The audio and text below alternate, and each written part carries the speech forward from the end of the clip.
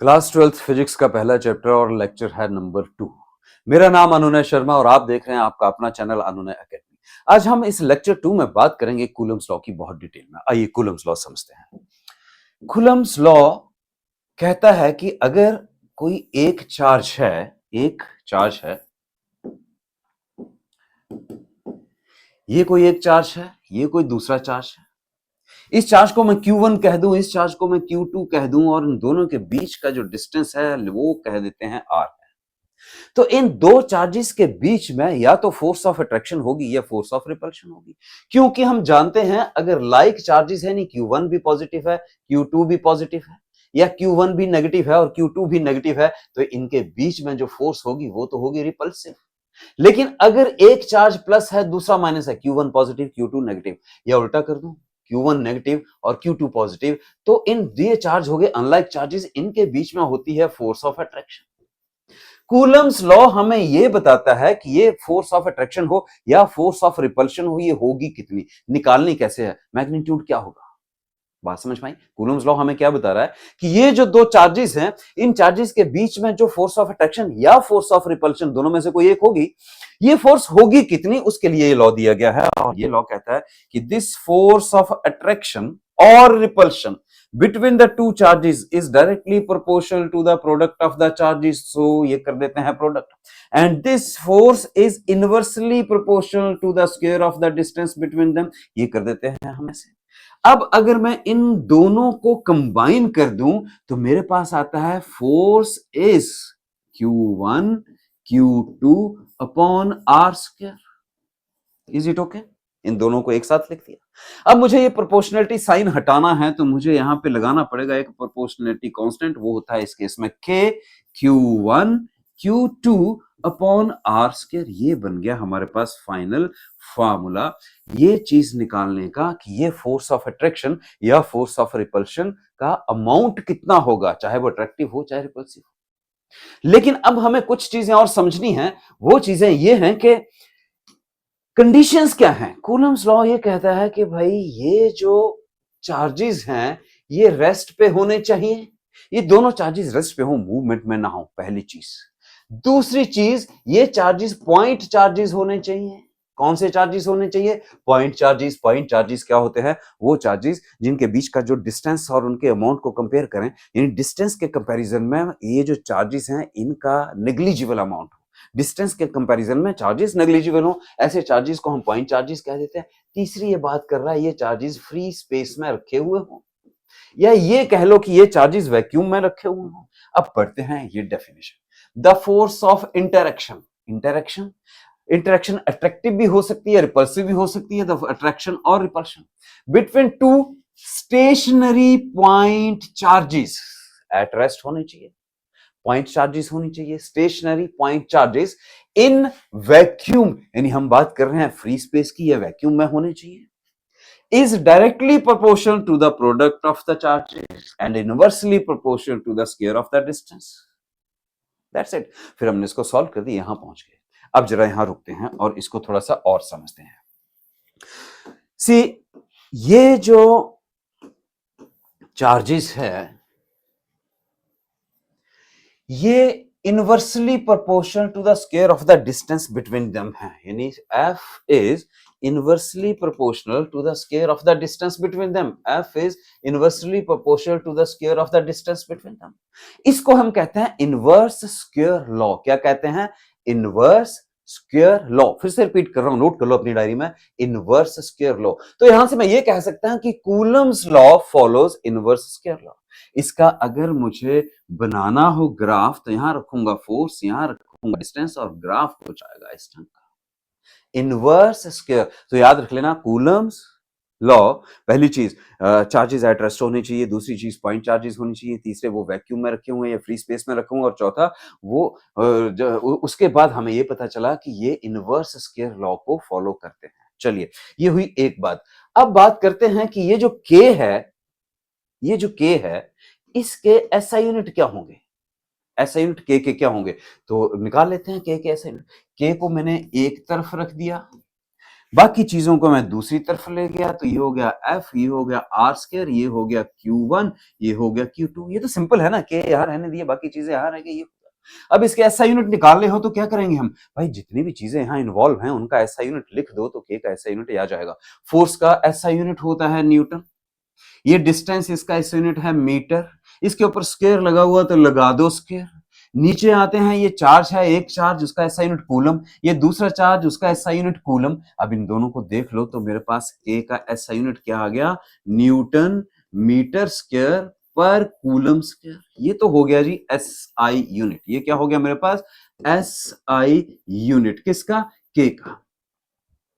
लेकिन हम बात कर रहे हैं वैक्यूम की। अब आप पूछ सकते हैं सर वैक्यूम में इट्स ओके, लेकिन जरूरी तो नहीं कि हर बार चार्जेस वैक्यूम में है, उनके बीच में ऐसा भी हो सकता है कोई और मीडियम, कोई और मीडियम हो। मतलब अगर मैंने ये दो चार्जेस रखे हैं Q1 एंड Q2, वैक्यूम का तो हमने देख लिया, ये इनके बीच में मीडियम रख देते हैं भाई, लेट अस से वाटर, इनके बीच में हमने इनको पानी में रख दिया। जब हमने इनको पानी में रख दिया तब क्या होगा? तब इनके बीच में फोर्स क्या होगी? सो मैं आपको बता दूं, ये जो K है ना, ये जो K है, K की वैल्यू डिपेंड करती है, हर मीडियम के लिए डिफरेंट होती है। अगर K की वैल्यू हर मीडियम के लिए डिफरेंट है तो जब मैं वाटर में किसी चीज को रखूंगा, उन चार्जेस को रखूंगा, तो जो फोर्स की वैल्यू आएगी ना, K की वैल्यू डिफरेंट है हर मीडियम के लिए, तो फोर्स की वैल्यू भी डिफरेंट हो जाएगी। कहने का मतलब ये है, दो चार्जेस सेम डिस्टेंस पर अगर फ्री स्पेस में एयर में रखे हैं तो कुछ फोर्स आ रही है।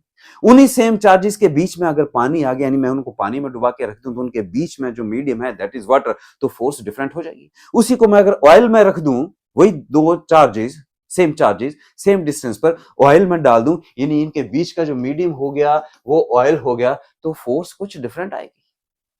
क्लियर होगी ये बात? सो K की वैल्यू फोर्स के ऊपर, मीडियम के ऊपर डिपेंड करती है। K चेंज होगा तो फोर्स भी चेंज हो जाएगी। इतनी बात क्लियर हुई? यानी फोर्स हर मीडियम के हिसाब से चार्जेस के बीच में कौन सा मीडियम है, डिफरेंट होगी। अब सवाल ये उठता है कि ये तो ठीक है, फोर्स डिफरेंट होगी, लेकिन मीडियम के लिए K की वैल्यू क्या होगी? मीडियम के लिए K की वैल्यू है 9 इंटू 10⁻⁹, और ये रहे इसके एसआई यूनिट, ये लिख दो, न्यूटन मीटर स्क्वायर पर कूलम स्क्वायर। ये है वैल्यू फ्री स्पेस के लिए, फ्री स्पेस। और ये वैल्यू हम एयर के लिए भी ले लेते हैं, यानी दो चार्जेस को अगर हमने एयर में रखा हुआ तो K की वैल्यू ये आएगी। K की वैल्यू हर मीडियम के लिए डिफरेंट है, थोड़ी देर बाद उसके बारे में भी बात करेंगे। रिवाइज कर लेते हैं ताकि आपको याद हो जाए। हमने कहा फोर्स, ये लॉ ऑफ ग्रेविटेशन से सिमिलर नहीं है। लॉ ऑफ ग्रेविटेशन का भी कुछ ऐसा ही फॉर्मूला नहीं है, ग्रेविटेशन 10th में पढ़ा होगा, याद होगा। ओके, तो हमने कहा force between the two charges is directly proportional to the product of their charges and inversely proportional to the square of the distance. हमने प्रोपोर्शनलिटी साइन हटाया, लगाया K, और K का हमें मालूम है कि इसकी वैल्यू डिफरेंट मीडियम के लिए डिफरेंट होती है, इसलिए फोर्स भी उन चार्जेस सेम डिस्टेंस के ऊपर रखे हैं, डिफरेंट होगी डिफरेंट मीडियम है। और ये इनवर्स स्क्वायर लॉ फॉलो करता है, ग्राफ मैंने आपको बता दिया। और value of K for vacuum ये रही 9 इंटू 10⁹, ऐसा यूनिट न्यूटन मीटर स्क्वायर पर कूलम स्क्वायर। यहां तक बात क्लियर होगी तो बढ़ते हैं हम आगे। अब बात करेंगे Coulomb's law in vector form. Vector मतलब डायरेक्शन, तो ध्यान से समझना इस चीज को, ताकि आपको यूनिट वेक्टर कैसे लिखते हैं वो समझ में आ जाएगा। वो समझ में आ गया तो ये सॉल्व हो गया। ये दो चार्जेस, बड़े स्लो चलना है हमने इस केस में। ये Q1, ये Q2, ये इन दोनों के बीच का डिस्टेंस R रख लेता। अब ध्यान यहां देना है कि ये जो दो चार्जेस हैं, ये जो पहला चार्ज है ना, ये जो पहला चार्ज है, ये दो को मान लेते हैं कि ये भी पॉजिटिव चार्ज है, ये भी पॉजिटिव चार्ज है। थोड़ी देर के लिए ऐसे नेगेटिव भी हो सकते हैं, पॉजिटिव नेगेटिव भी हो सकते हैं, लेकिन यहां समझने के लिए मैं दोनों चार्जेस को पॉजिटिव ले लेता हूं।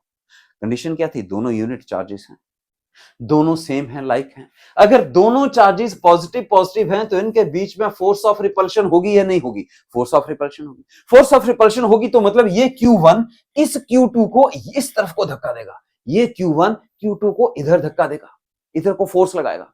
लेकिन ये Q2 Q1 को उसके अपोजिट डायरेक्शन में इस तरफ को धक्का देगा।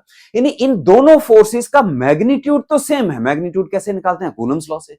लेकिन डायरेक्शन अलग है। Q1 Q2 को इधर धक्का दे रहा है, Q2 Q1 को उधर धक्का दे रहा है, डायरेक्शन अलग है। वेक्टर से हमें यह पता लगेगा किस डायरेक्शन में फोर्स लग रही है। आइए समझते हैं। अगर मैं इस डिस्टेंस को, अगर मैं Q1 से Q2 की तरफ जाऊं, ध्यान देना इधर, अगर मैं Q1 से Q2 की तरफ जाऊं, Q1 से Q2 की तरफ जाऊं और फिर मैं उसका डिस्टेंस मेजर करूं, तो मैं ये कह दूं कि वो डिस्टेंस R1 है। फिर मैं Q2 पर पहुंचा और Q2 से मैं Q1 की तरफ जाने लगा, Q2 से Q1 की तरफ जाने लगा, फिर मैंने डिस्टेंस मेजर किया और मैंने उस डिस्टेंस को रख दिया जी R2। वेक्टर बनाना है ना, तो ऐसे देखते हैं। Q2 से Q1 की तरफ गया तो R2, Q1 से Q2 की तरफ आया तो मैंने डिस्टेंस की वैल्यू रख दी R1। ऑल दो आपको मालूम ही है कि सर डिफरेंट डिफरेंट रखने की क्या जरूरत है, क्योंकि R1 इधर से मेजर किया या उधर से मेजर किया, R2 बराबर ही तो होंगे, डिस्टेंस तो दोनों के बीच में बराबर ही है, और डिस्टेंस कितना है R। बेसिक दे रहा हूं, बहुत बेसिक, बहुत बारीकी से दे रहा हूं, अगर आता है तो फास्ट फॉरवर्ड करके आप आगे मूव कर सकते हैं, नहीं तो इसको समझ लेना, कंसेप्ट है। ये बात समझ में आ गई? ओके, ये जो डिस्टेंसेस हैं ये अपोजिट डायरेक्शन में मेजर करने हैं, चलिए वो थोड़ी देर में बात करते हैं, लेकिन अब समझते हैं इसको बहुत डिटेल में। Force on one due to two, force on one due to two, come on, F12 लिखा है मैंने, F12 लिखने का मतलब है वन के ऊपर फोर्स, चार्ज वन के ऊपर फोर्स, यानी Q1 के ऊपर फोर्स, किसकी वजह से? Q2 से। तो फोर्स का मैग्नीट्यूड तो सिंपल है, वो तो आपको लिखने आता है, वो कैसे करना है, हमने कूलम्स लॉ लगाना है। तो अगर इसमें मैं कूलम्स लॉ लगाऊं तो मेरे पास क्या आया, K Q1 Q2 upon R square, am I right, correct. ये तो हो गया मैग्नीट्यूड, लेकिन हम बात कर रहे हैं वेक्टर की, डायरेक्शन भी तो देनी पड़ेगी। Direction unit vector, unit vector क्या होता है? यूनिट वेक्टर वो वेक्टर होता है जिसका मैग्नीट्यूड 1 होता है, लेकिन एक स्पेसिफिक डायरेक्शन होती है। अब इसे कौन सा, किसके ऊपर फोर्स लगा रहा है, इधर तो लिख लिया force on one due to two, direction क्या होगी फोर्स की, उसके लिए मुझे इधर देना पड़ेगा यूनिट वेक्टर। क्या देना पड़ेगा इधर? Unit vector. अब यूनिट वेक्टर लिखना सीख लो, अब ध्यान इधर, यूनिट वेक्टर कैसे निकालते हैं वो समझो।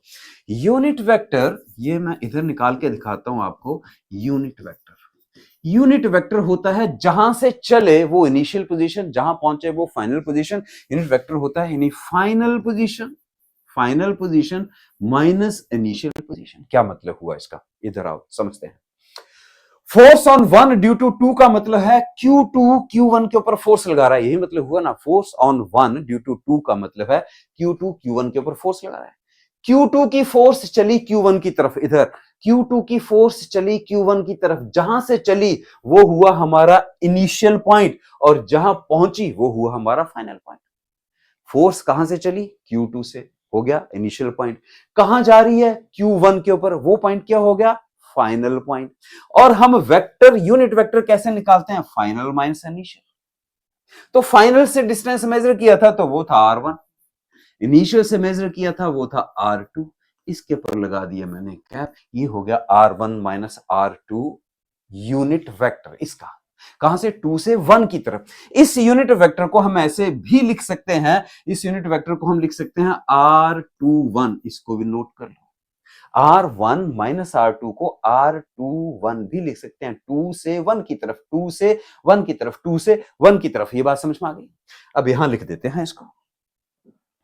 Okay, so F12 is equal to K Q1 Q2 upon R square into unit vector. Unit vector क्या लिखूंगा मैं? R1 माइनस R2, ये रहा यूनिट वेक्टर। अच्छा, इसको ऐसे भी तो लिख सकता हूं, F12 is equal to K Q1 Q2 upon R square. R12 की जगह क्या लिख सकता हूं? R21, ऐसे भी लिख सकता हूं। ये दोनों ही इसकी वेक्टर फॉर्म है, दोनों ही इसकी वेक्टर फॉर्म है, लेकिन एक और ढंग है थोड़ा सा और इसको आगे बढ़ाने का, वो भी समझ लेते हैं। ये मैं हटा रहा हूं, वो भी समझ लेते हैं। वो ढंग क्या है? इसको थोड़ा छोटा करके लिख दूं ताकि जगह बन जाए अपने पास। यूनिट वेक्टर, ओके, यहां से चलते हैं। ये जो R है, क्या ये R1 माइनस R2 ही नहीं है? तो इसकी जगह मैं R1 माइनस R2 लिख सकता हूं, R1 माइनस R2 डिस्टेंस। सो मैंने लिखता हूं इसको, F12 is equal to K Q1 Q2 upon, इस R की जगह मैंने क्या लिखा, अभी समझाया आपको, R1 माइनस R2, ये लिखा मैंने R1 माइनस R2।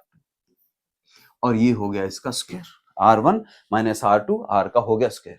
अब बचा ये यूनिट वेक्टर। इस यूनिट वेक्टर को कैसे चेंज करते हैं, ध्यान इधर देना। अगर मेरे पास कोई A यूनिट वेक्टर है तो उसको हम कैसे लिखते थे, vector A upon magnitude of A, ये लिखते थे यूनिट वेक्टर। ये जो यूनिट वेक्टर है R1 माइनस R2 या ये जो है R21, इस यूनिट वेक्टर की एक और रिप्रेजेंटेशन ये है। अब हम इस ढंग से इसको लिखते हैं, यानी यूनिट वेक्टर मेरे पास क्या है, R1 माइनस R2। कैसे लिखना है, कंप्लीट वेक्टर। कंप्लीट वेक्टर का मतलब R1 माइनस R2 हो गया कंप्लीट वेक्टर, अपॉन इसका मॉड यानी R1 माइनस R2 का मॉड। ये हो गया यूनिट वेक्टर को लिखने का ढंग इसका। अब यहां पर इस यूनिट वेक्टर या इस यूनिट वेक्टर जो भी समझ लो, ये समझ लो चाहे ये समझ लो, ये एक ही बात है। इसको मैं इस यूनिट ऐसे इस फॉर्म में लिख देता हूं, लिखते हैं।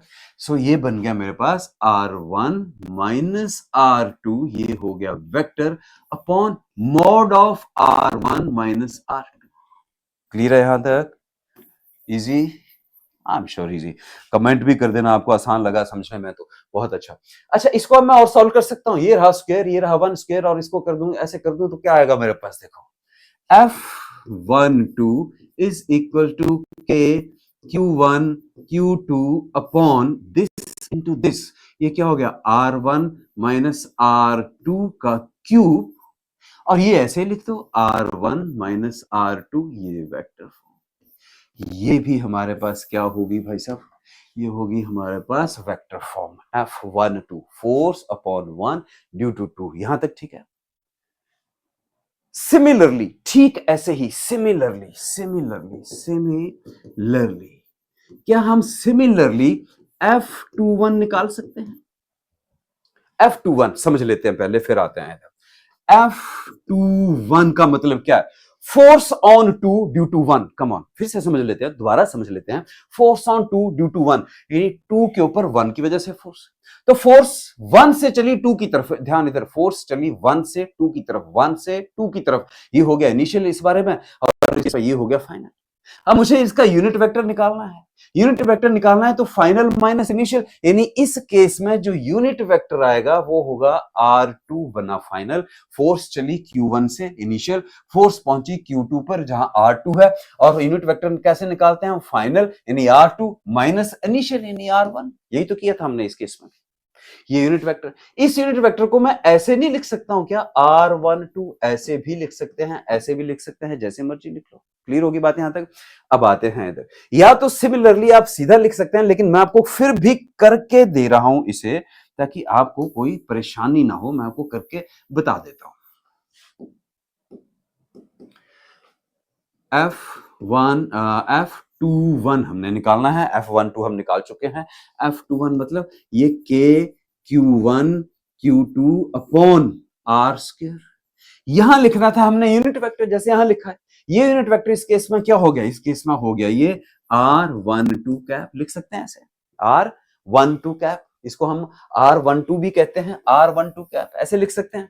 चलिए, क्या मैं इसको थोड़ा सा बदल दूं और थोड़े डिफरेंट फॉर्म में लिख दूं इस फॉर्म में, तो ये क्या है, K Q1 Q2। अब मैं इस R को बदल रहा हूं, इस R की जगह मैं लिख रहा हूं R2 minus R1, R2 minus R1, ये हो गया इसका स्क्वायर इनटू ये जो यूनिट वेक्टर है ये रहा। इस यूनिट वेक्टर को चेंज कर रहा हूं। इस यूनिट वेक्टर को कैसे चेंज करते थे, फिर से बता दिया मैंने कि हमारे पास ए वेक्टर है कैप यूनिट वेक्टर, तो इसको कैसे लिखते थे, इसको हम लिखते थे यूनिट वेक्टर यानी vector A upon vector A upon magnitude of A. अब हमने ये लिखना है R2 माइनस R1 का यूनिट वेक्टर, तो कैसे लिखेंगे, R2 vector minus R1 vector upon R2 minus R1 का मैग्नीट्यूड। सो अब ये किसके बराबर है, ये बराबर है किसके, R12 के। ऐसे लिख सकते हैं हम R12, R12 ये नहीं बना, जरा देखो।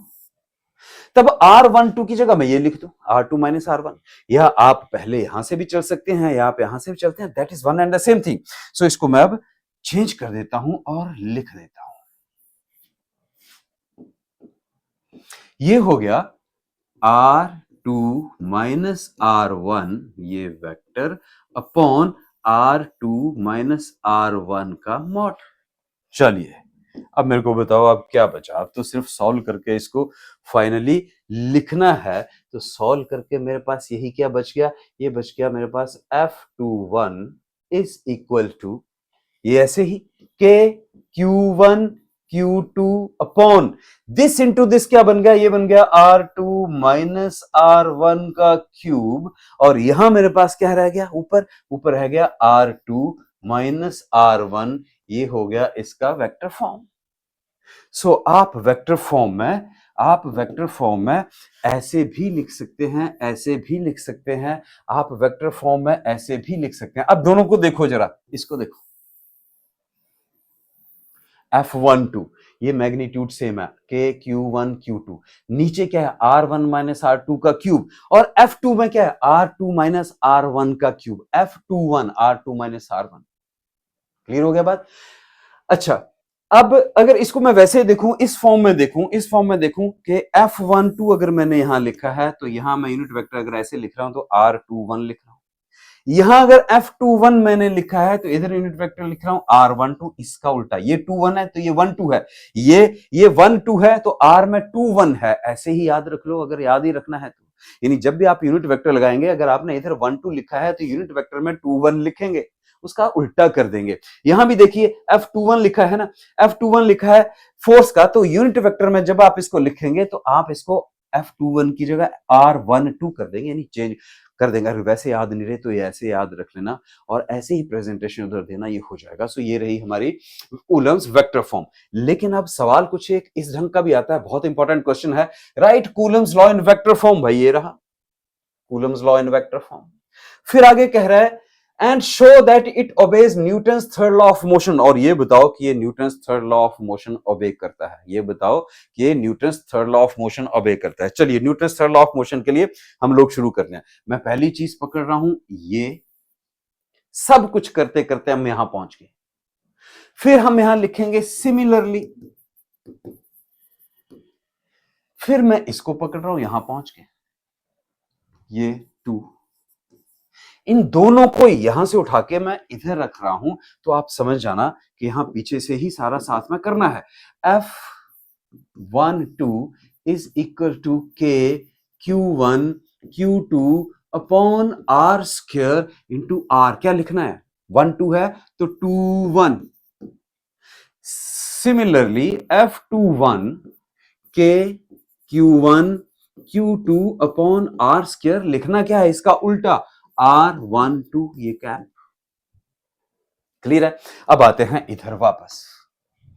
मैंने इधर से कहा था R1 is equal to R2 is equal to R, और मैंने आपसे ये भी कहा था कि जब हम इधर से जा रहे हैं, Q1 से फोर्स Q2 पर जा रही है तो हम यहां जा रहे हैं, Q2 से फोर्स Q1 पर जा रही है तो हम उसके अपोजिट डायरेक्शन में जा रहे हैं। यानी ये सारे के सारे डिस्टेंसेस बराबर तो हैं, यानी जो ये R21 है ये R12 के बराबर है। फिर से देख लो, ये चार्ज 1, ये चार्ज 2, इधर से इधर गए भाई, ये R1 है, ये R2 है। अब जब मैं R12 मेजर कर रहा हूं या मैं R21 मेजर कर रहा हूं, एक्चुअली मेजर तो मैं R ही कर रहा हूं, इन दोनों के बीच के डिस्टेंस की ही बात हो रही है, सिर्फ ये डायरेक्शन दे रहे हैं। तो R21 यानी 2 से 1 की तरफ, R12 यानी 1 से 2 की तरफ, डिस्टेंस डिस्टेंस डिस्टेंस 1 से 2 की तरफ। तो ये दो, जब मैं इधर से जा रहा हूं इस डायरेक्शन में जा रहा हूं, लेकिन जब मैं यहां से मेजर कर रहा हूं तो ऑपोजिट डायरेक्शन में मेजर कर रहा हूं, यानी दोनों बराबर तो हैं लेकिन हैं अपोजिट डायरेक्शन में। अपोजिट डायरेक्शन के लिए इधर लगा देते हैं हम माइनस साइन, ये हो गया माइनस साइन। अब जरा इधर ध्यान देना, इसको मैं इस इक्वेशन में डाल दूं, R21 is equal to minus R12, R21 की जगह क्या लिख दूं, माइनस R12 लिख सकता हूं, लिख के देखते हैं। F12 is equal to K Q1 Q2 upon ये हिस्सा R स्क्वायर इंटू R21 की जगह मैं क्या लिख रहा हूं, minus R12, minus R12, minus R12, ये लिख दिया मैंने। क्लियर है ये बात, इस इटो के R21 को रिप्लेस कर दिया।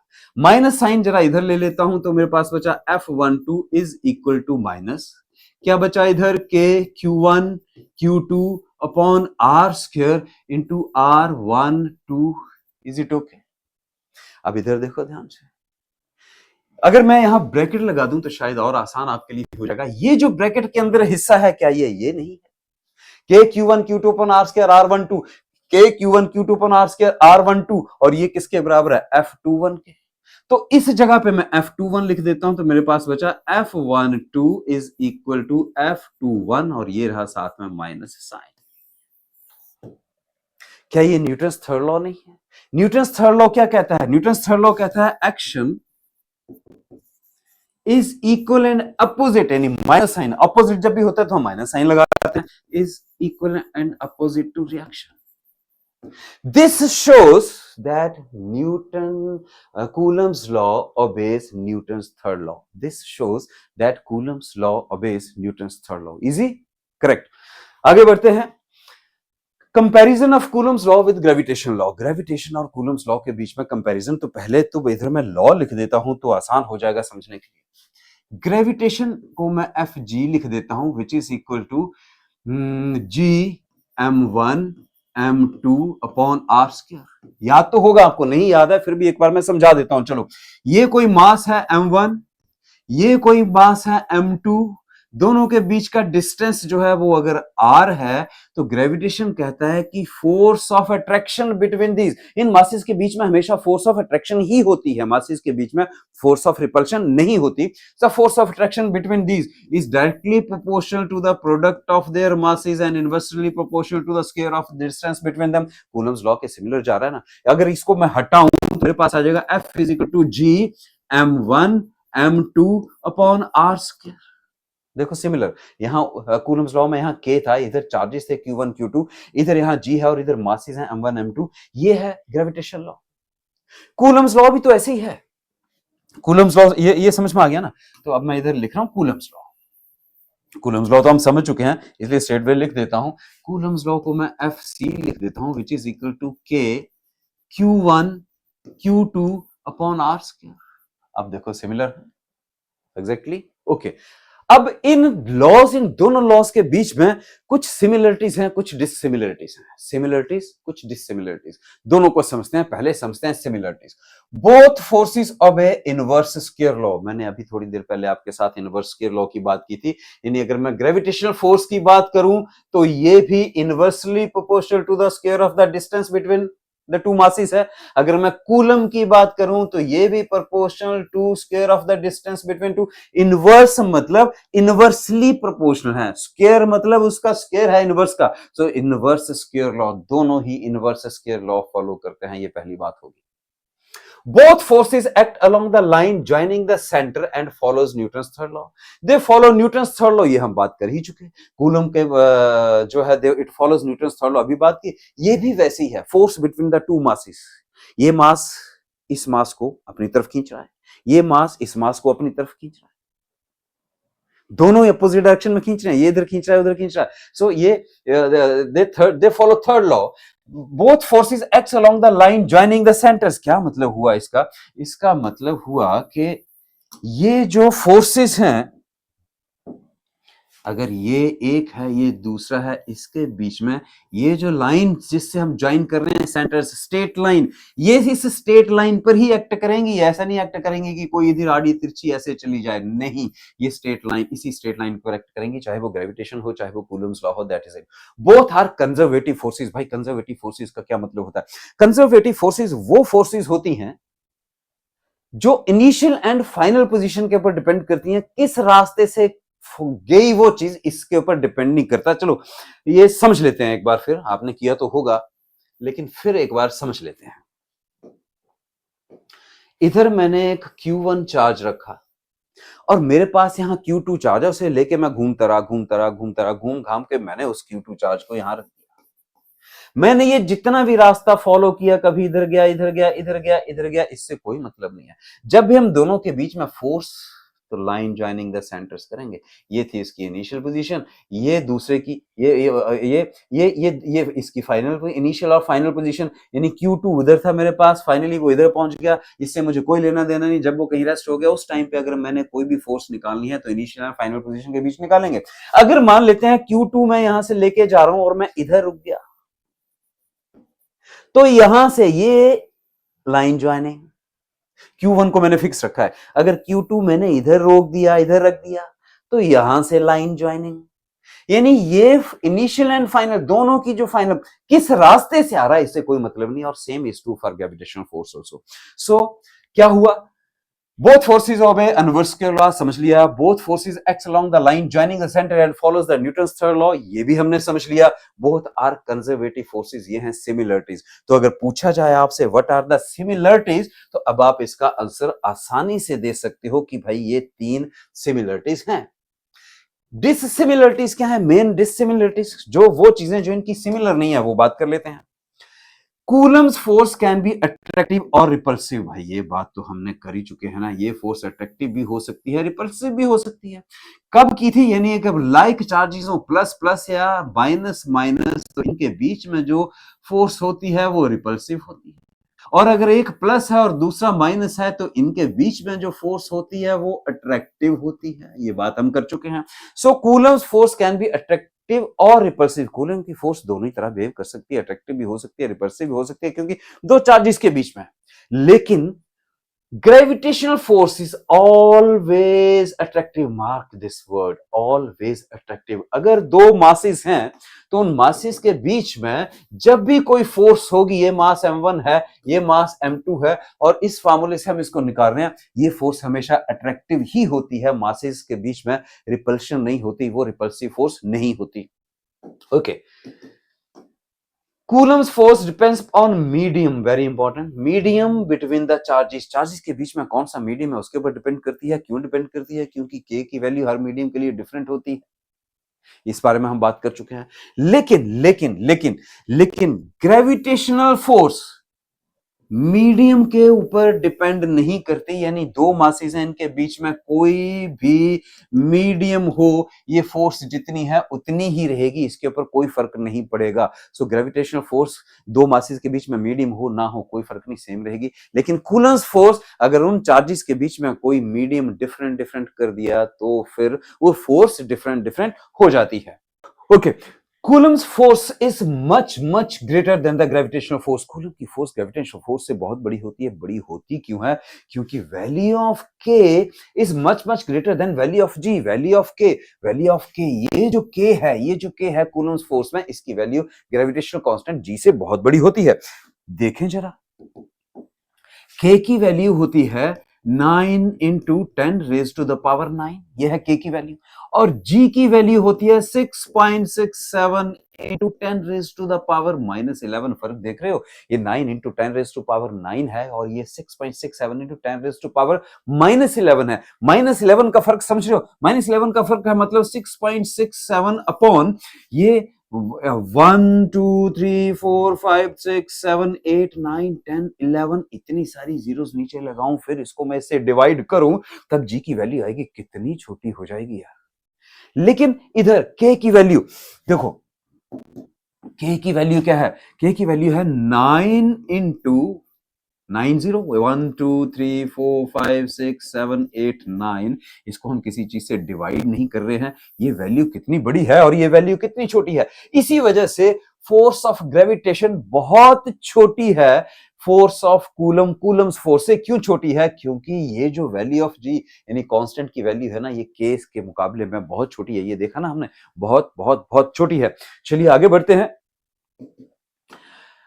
Coulomb's force depends upon charge, भाई कूलम की फोर्स निकालते ही जो चार्जेस, दो चार्जेस के बीच में है, तो Coulomb's force depends upon charge, या Coulomb's force is always between the charges, whereas the gravitational force is always between the masses, यानी ग्रेविटेशनल फोर्स मासेस के ऊपर डिपेंड करती है और कूलम्स फोर्स डिपेंड करती है चार्ज के ऊपर। एक बार फिर इनकी डिसिमिलरिटीज को देख लेते हैं। Coulomb's force can be attractive और रिपल्सिव, कूलम्स की फोर्स अट्रैक्टिव हो सकती है, रिपल्सिव हो सकती है, लेकिन ग्रेविटेशनल फोर्स हमेशा अट्रैक्टिव होती है। Coulomb force depends upon the medium, medium दो चार्जेस के बीच में अगर कोई मीडियम है तो फोर्स चेंज हो जाती है, लेकिन ग्रेविटेशनल फोर्स बीच में कोई भी मीडियम हो दो मासेस के, कोई फर्क नहीं पड़ता, वो फोर्स चेंज नहीं होती। Coulomb's force is much greater than the gravitational force, Coulomb's force बहुत बहुत बहुत स्ट्रांग है ग्रेविटेशनल फोर्स से। क्यों, क्योंकि वैल्यू ऑफ के बहुत ज्यादा है as compare to the value of G. Coulomb's force depends on charge and while gravitational force depends upon mass. Clear हुआ ना ये। चलिए आगे बढ़ते हैं। Core limitations of Coulomb's law, Coulomb's law की कुछ लिमिटेशंस हैं, आइए लिमिटेशंस समझते हैं। बहुत आसान है, स्टेशनरी चार्जेस, कूलम्स लॉ हमने पहले बात की थी, डेफिनेशन में ये बात क्लियर की थी, डेफिनेशन में ही ये क्लियर है, डेफिनेशन याद होगी, इसको थोड़ा सा ब्रेक करें तो ये रहा ना, Coulomb's law charges at rest के ऊपर लगती है। कूलम्स लॉ कब लगती है? जब चार्जेस रेस्ट पे हों, ये बात की थी हमने, ये इसकी लिमिटेशंस हैं। अगर चार्जेस मूव कर रहे हैं, ये Q1 इधर भाग रहा है, Q2 इधर भाग रहा है, तो कूलम्स फोर्स उसके बीच में नहीं निकाल पाते। पॉइंट चार्जेस हैं, दूसरी बात हमने कहा की थी कि ये केवल पॉइंट चार्जेस के लिए ही काम करता है, अगर चार्जेस बड़े हैं तो उसके लिए कूलम्स फोर्स नहीं निकाल पाते। डिस्टेंस रिस्ट्रिक्शन, ये does not apply, Coulomb force does not apply to nuclear distances below 10 raised to power minus 15 metre. याद रखना है तो रख लो, भूल भी जाए तो कोई बात नहीं, लेकिन ये छोटे डिस्टेंस के लिए है। लेकिन न्यूक्लियर डिस्टेंस अगर 10 रेज़ टू पावर माइनस 15 हो जाए, बहुत छोटा हो जाए, तब भी हम कूलम्स फोर्स को, कूलम्स लॉ को अप्लाई नहीं कर पाते। वैक्यूम डिपेंडेंसी, हमने कहा था कि जब भी दो चार्जेस हैं, उन दोनों के बीच में अगर वैक्यूम है, या मैंने कहा था फ्री स्पेस है, तब हम कूलम्स की फोर्स को अच्छे से निकाल पाते हैं नहीं। तीसरी लिमिटेशन क्या होगी भाई? फ्री स्पेस या वैक्यूम, ये बात समझ में आई? Vacuum dependency. लेकिन हमने कहा मीडियम भी तो हो सकता है, मीडियम हो तब फोर्स निकालना कब मुश्किल हो जाता है, ये बात समझ लो, जब जो मीडियम है वो बहुत कॉम्प्लेक्स हो, नॉन यूनिफॉर्म हो। यूनिफॉर्म मीडियम हो, जैसे वाटर है और यूनिफॉर्म डेंसिटी है, उसकी यूनिफॉर्म मीडियम है, तो निकाला जा सकता है। लेकिन अगर नॉन यूनिफॉर्म हो वो मीडियम, या कॉम्प्लेक्स हो दोनों चार्जेस के बीच में मीडियम, तो कूलम्स फोर्स निकालना मुश्किल हो जाता है। तो ये रही हमारी लिमिटेशंस। क्या लिमिटेशन है भाई? चार्जेस एट रेस्ट पे होने चाहिए, मूविंग चार्जेस होगा तो नहीं बात कर सकते। कूलम्स लॉ की पॉइंट चार्जेस होनी चाहिए, चार्जेस अगर बहुत बड़े हुए तो बात नहीं कर सकते। Distance 10 raise to power minus 15 metre के बाद हम कूलम्स फोर्स को निकाल नहीं पाते एग्जैक्टली, और दो चार्जेस के बीच में वैक्यूम हो तो सबसे बढ़िया निकाल पाते हैं, और अगर मीडियम हो, अगर वो नॉन यूनिफॉर्म या कॉम्प्लेक्स मीडियम होगा, तब भी हम कूलम्ब फोर्स को एग्जैक्टली नहीं निकाल पाते। ये रही limitations of Coulomb's force. Superposition principle बहुत इंपॉर्टेंट है। सुपरपोजिशन प्रिंसिपल ध्यान इधर देना, बड़े आराम से समझना, इसको पढ़ेंगे बाद में, पहले हम समझेंगे, डेफिनेशन बाद में पढ़ेंगे, पहले हम समझेंगे। ये कोई चार्ज है Q1, ऑलराइट। हमने जो बात की थी, हमने बात की थी कि एक चार्ज इधर है Q1, एक चार्ज इधर है Q2, दोनों के बीच में डिस्टेंस है R। तो दोनों के बीच में जब हमने फोर्स निकाली थी, वो कूलम्स लॉ से निकाली थी, और वो निकाली थी केवल और केवल दो चार्जेस के बीच में। लेकिन अगर एक चार्ज इधर Q1 है और मेरे पास एक और चार्ज है इधर Q2, एक और चार्ज हो गया इधर लेटर से Q3, एक और चार्ज हो गया इधर लेटर से Q4, एक और चार्ज हो गया इधर लेटर से Qn। ये जितने चार्जेस हैं, ये सारे के सारे चार्जेस Q1 के ऊपर फोर्स लगा रहे हैं, ऐसे समझते हैं थोड़ी देर। इन चार्जेस की वजह से Q1 के ऊपर कितनी फोर्स लग रही है वो निकालनी है। तो उसके लिए हम यूज करते हैं सुपरपोजिशन प्रिंसिपल। उसके लिए हम क्या यूज करते हैं? Superposition principle. किसके लिए? जब एक चार्ज के ऊपर मल्टीपल चार्जेस की फोर्स निकालनी हो। फिर से, एक चार्ज के ऊपर मोर देन वन चार्जेस की फोर्स लग रही हो और उसे हमने निकालना हो, तब हम उस प्रिंसिपल को कहते हैं सुपरपोजिशन प्रिंसिपल। सुपरपोजिशन प्रिंसिपल ये कहता है कि देखिए, Q1 और Q2 के बीच में चार्जेस क्या होगी? फोर्स क्या होगी? Force upon 1 due to 2। Q1 के ऊपर फोर्स ड्यू टू, ओके। यहां Q3 की वजह से क्या फोर्स होगी? Q1 के ऊपर फोर्स अपॉन 1 ड्यू टू 3, बात की थी ना हमने अभी। Force upon 1 due to 4, fourth की वजह से इसके ऊपर फोर्स। nth है कोई, फोर्स अपॉन 1 इस Q1 के ऊपर ड्यू टू nth पार्टिकल। ये होगी different different forces. Different different forces का जब हम वेक्टर सम करेंगे तो मेरे पास F नेट आएगा, यानी F net is equal to vector sum of F12 plus F13 plus so on plus F1n vector sum. This is what the principle of superposition says. This is what the principle of superposition says. ये बात समझ पाई? So principle of superposition क्या कह रहा है भाई? ये कह रहा है according to superposition principle, force on any charge, force on any charge, force on any charge, किसी भी चार्ज के ऊपर force due to number of other charges, जितने भी बाकी के चार्जेस हैं उनकी वजह से, is the vector sum of all the forces, जितने भी फोर्सेस लग रही हैं, चाहे वो ये हो ये हो ये, all the forces acting on that charge, इस चार्ज के ऊपर जितनी फोर्सेस लग रही हैं। क्लियर होगी बात? The individual forces remain unaffected due to the presence of the other charges. Individual forces का मतलब क्या है? F12 फोर्स, F12 यानी 2 की फोर्स 1 के ऊपर जो है, इसको कोई फर्क नहीं पड़ेगा 3 की फोर्स 1 के ऊपर से। फिर ध्यान इधर, जितनी फोर्स F12 होगी उसको कोई फर्क नहीं पड़ेगा F13 से, यानी Q2 जो Q1 के ऊपर फोर्स लगा रहा है वो कुछ फोर्स है, उसके साथ में Q1 के ऊपर Q3 भी फोर्स लगा रहा है, तो क्या Q2 की फोर्स Q1 के ऊपर इसको कोई फर्क पड़ेगा इस चीज से कि Q3 भी उसको धक्का दे रहा है या उसको फोर्स लगा रहा है? नहीं पड़ता। Is independent, that's what is ये unaffected due to presence of other charges, दूसरे चार्जेस से कोई फर्क नहीं पड़ेगा पहले चार्जेस के बीच में जो फोर्स है, तो यानी हर चार्ज के ऊपर जो फोर्स है वो अनअफेक्टेड है दूसरे चार्जेस से। ये बात क्लियर हो गई? चलिए, ये रहा हमारा प्रिंसिपल ऑफ सुपरपोजिशन। फाइन, अब थोड़ा सा आगे बढ़ते हैं। दिस इज सेइंग भाई वेक्टर सम होना चाहिए, हाँ जी, इंडिपेंडेंस है, एक दूसरे के ऊपर फोर्स का कोई फर्क नहीं पड़ता, ये फर्क है। ठीक है, अब इसको जरा ढंग से समझते हैं, इसको थोड़ा देखते हैं ढंग से। चलिए एक छोटा सा डेरिवेशन सा कर लेते हैं। ये Q1 चार्ज, ये Q2 चार्ज, ये Q3 चार्ज, और ऐसे ही मैं यहां ले लेता हूं ये Qn चार्ज। अब मुझे इस Q1 चार्ज के ऊपर Q2 की वजह से जो फोर्स लग रही है, that is force on 1 due to 2। Easy easy. Q3 की वजह से फोर्स जो लग रही है, that is force upon 1 due to 3। Similarly Qn की वजह से जो फोर्स लग रही है, that is force on 1 due to n। Is it okay? निकाल लेते हैं इन फोर्सेस को, लगाते हैं कूलम्स लॉ। देखिए, फोर्स ऑन क्या था पहला? 1 2, क्या हो जाएगा? K Q1 Q2, इन दोनों के बीच की फोर्स की बात कर रहे हैं, Q1 Q2, सो K Q1 Q2, और अब इनके बीच का डिस्टेंस, इनके बीच का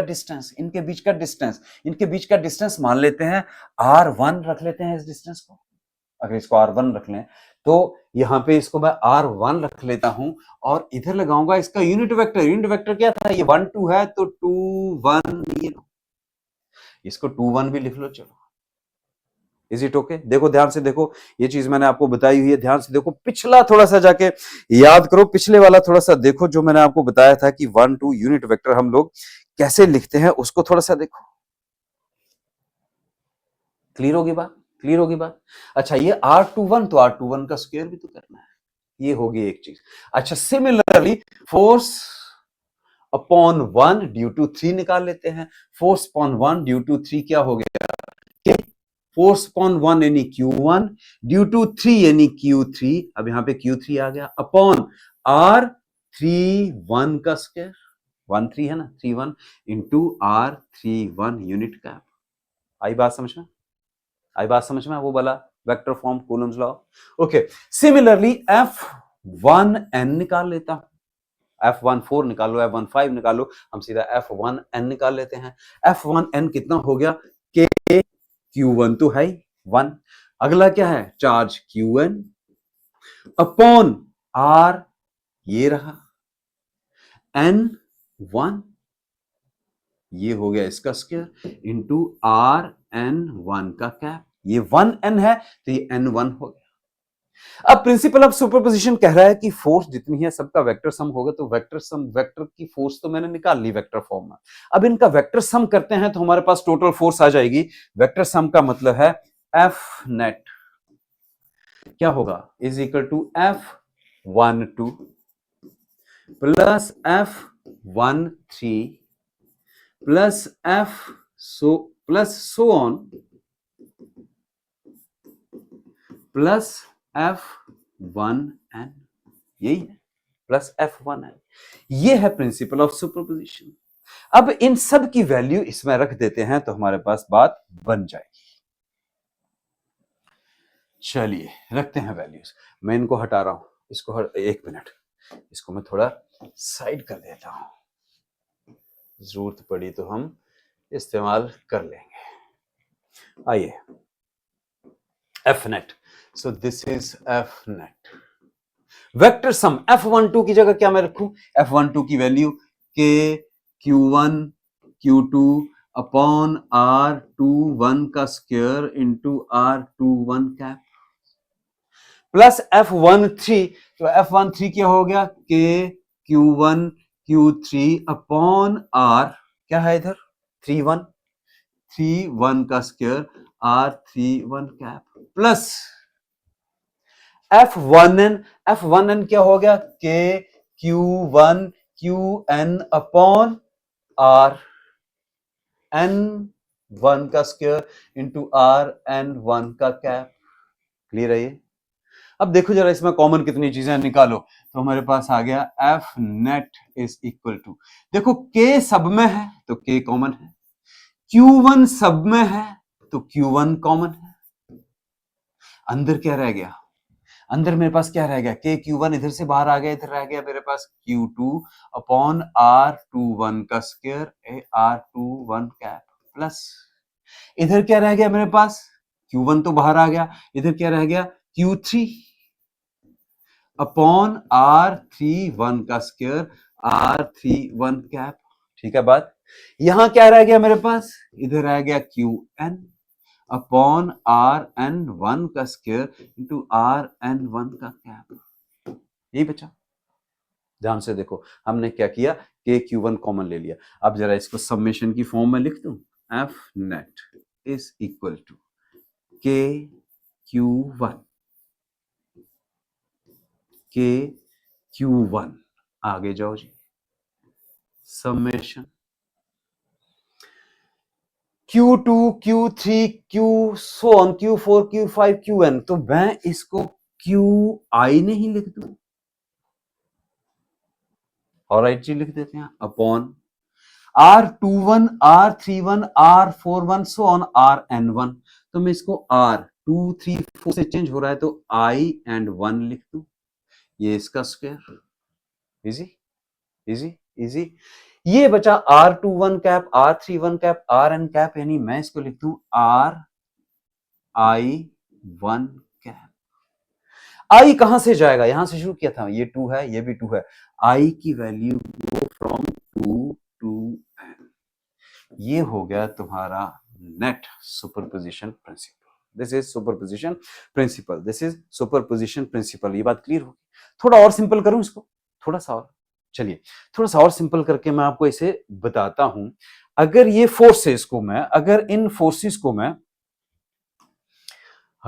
ओके, अगर इन फोर्सेस को मैं, ये इस चार्ज को मैं Q मान लूं, ये चार्ज Q1, ये चार्ज इसके ऊपर जो जा रहा है Q2, ये charge so on Qn। Q1 की जगह फोर्स F1 समझ लूं, इसकी जगह से फोर्स लग रही है इसको F2 मान लूं, इसकी वजह से जो फोर्स लग रही है इसको F3 मान लूं, तो मैं कहूंगा कि जो नेट फोर्स है F net, F1 vector sum ना, F2 plus F3 so on plus Fn। सो इसको मैं ऐसे भी, F net is equal to summation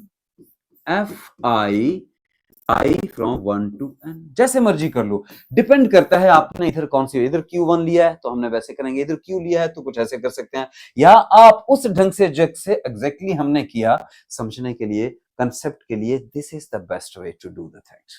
is it okay, comfortable? चलिए बढ़ते हैं आगे। सुपरपोजिशन प्रिंसिपल के बाद हम आगे बात करेंगे एक क्वेश्चन की।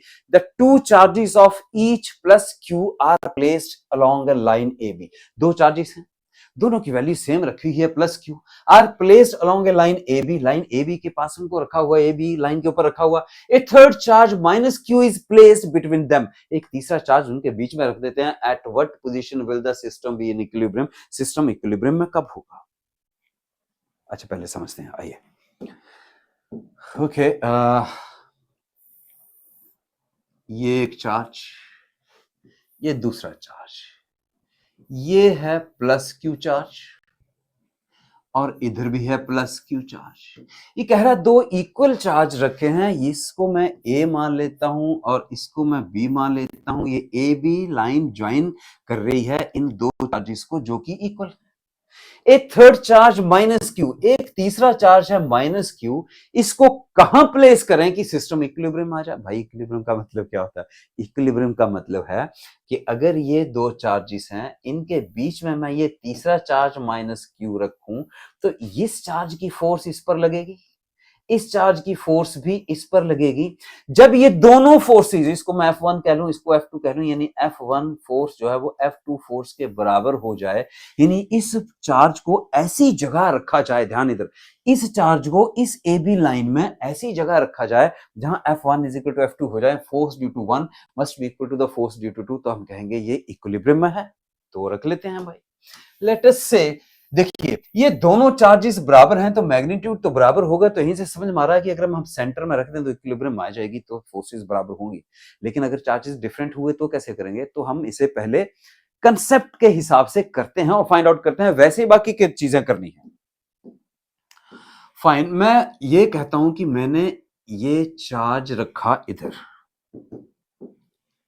ये रखा मैंने चार्ज माइनस क्यू, और इस चार्ज का डिस्टेंस यहां से मैं मान लेता हूं कि x है, और टोटल डिस्टेंस दो चार्जेस के बीच में मैं मान लेता हूं कि r है। तो इस माइनस क्यू और इस चार्ज के बीच का डिस्टेंस कितना बचा, ये वाला बताओ जरा। ए चार्ज से माइनस क्यू का डिस्टेंस x है, बी चार्ज से माइनस क्यू का डिस्टेंस कितना होगा? अगर ए और बी के बीच का डिस्टेंस r है तो ये r माइनस एक्स हो गया ना। क्लियर होगी इतनी बात? अब सॉल्व कर लेते हैं। अब देखो एक ही लाइन में सॉल्व हो जाएगा।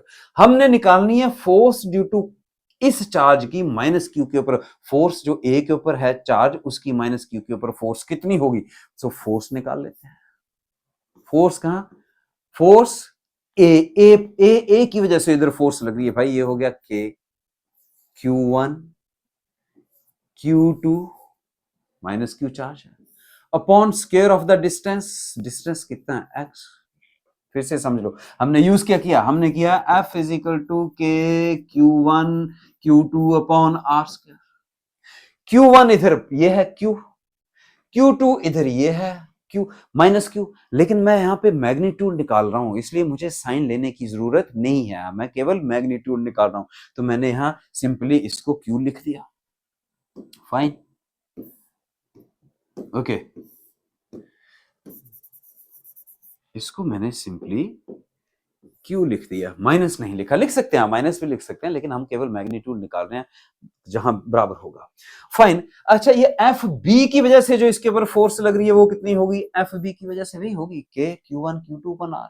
तो इस बार चार्जेस Q1 ये हो गया के, ये हो गया चार्ज Q, इसके ऊपर ये हो गया charge small q। Square of the distance between them, दोनों के बीच का डिस्टेंस कितना है? r माइनस एक्स, ये रहा r माइनस एक्स का स्क्वायर। इतनी बात समझ में आई है? नहीं, आसान हो गया अब तो। अगर इतनी बात समझ में आ गई तो आगे तो बहुत आसान है। अब हमें करना क्या है? इक्विलिब्रियम में, for equilibrium, for equilibrium, equilibrium के क्या होना चाहिए? F A must be equal to F B होना चाहिए। तो एफ ए को एफ बी के बराबर रख देते हैं। This implies K Q Q upon this X square is equal to, इसके बराबर होना चाहिए, K Q Q upon R minus X square. ये हो गया आर, ये हो गया X, R minus X square. Is it okay? अब जरा देखो, ऊपर ऊपर के तो सारे सेम है, कैंसिल हो गए। मैं क्या ये कह सकता हूं, this implies X square is equal to R minus X square.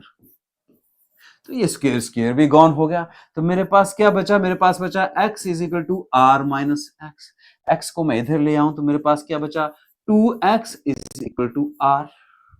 अब x निकाल लूं जो मैंने यहां रखा था। This implies x is equal to R upon 2। ये आ गया मेरे पास। क्या आया मेरे पास? मेरे पास आंसर आया x is equal to r by two. अब आ जाओ इधर, ये है टोटल r बाई टू मतलब इसका आधा। ये इसके सेंटर में रखें तो आंसर क्या लिखेंगे? This system will be in equilibrium when the minus q या this charge q is placed at the centre of the two charges या the centre of the line A B. Clear हो गया? तो ये हो गया न्यूमेरिकल। अगर इसमें डिफरेंट वैल्यूज आती हैं तब भी आप ऐसे ही करेंगे, फोर्स ऑन वन, बस डिस्टेंस डिस्टेंस, ये डिस्टेंस डिफरेंट है ना। अगर इसमें इधर मैं लिख दूं 2q है, इधर मैं लिख दूं 5q है, इधर मैंने q चार्ज रखना है, तो एक और न्यूमेरिकल बन गया। आइए अगले न्यूमेरिकल पर चलते हैं। Find the magnitude of the resultant force, बहुत इंपॉर्टेंट है। Find the magnitude of the resultant force on a charge 1 microcoulomb held at P due to two charges. ये है positive charge plus 2 into 10 raised to power minus 8 coulomb and minus 10 raised to power minus 8. ये negative charge है at A and B. A और B के ऊपर ये charges रखे हैं respectively. Take AP 10 centimeter, BP 5 centimeter, angle APB 90. पहले diagram बनाना सीखते हैं, समझ लेते हैं, फिर बात करेंगे। ये कह रहा है दो चार्जेस हैं ए एंड बी, बना लेते हैं इधर डायग्राम। ये चार्ज ए, ये चार्ज बी, ये point A point B, point A point B. Point A और पॉइंट बी के ऊपर चार्जेस हैं और एक कोई और चार्ज है, उसको मैं यहां रख देता हूं। ये कह रहा है कि पी पॉइंट के ऊपर भी कोई चार्ज है, ये पॉइंट पी है।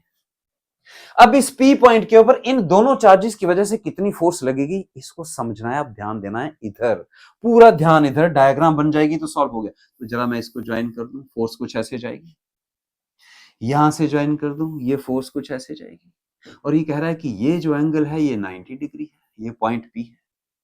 मुझे अभी मैग्नीट्यूड से कोई लेना देना नहीं है, मुझे लेना है, मुझे डायरेक्शन फाइंड आउट करनी है कि ये जो दो फोर्सेस, ए के ऊपर जो चार्ज है उसको कुछ भी रख लो, Q1 रख लो, बी के ऊपर जो चार्ज है उसको Q2 रख लो। इस Q1 की चार्ज की वजह से फोर्स किस तरफ होगी, डायरेक्शन क्या होगी, Q2 की वजह से किस तरफ होगी, डायरेक्शन क्या होगी, जो कि पी पॉइंट के ऊपर लग रही है।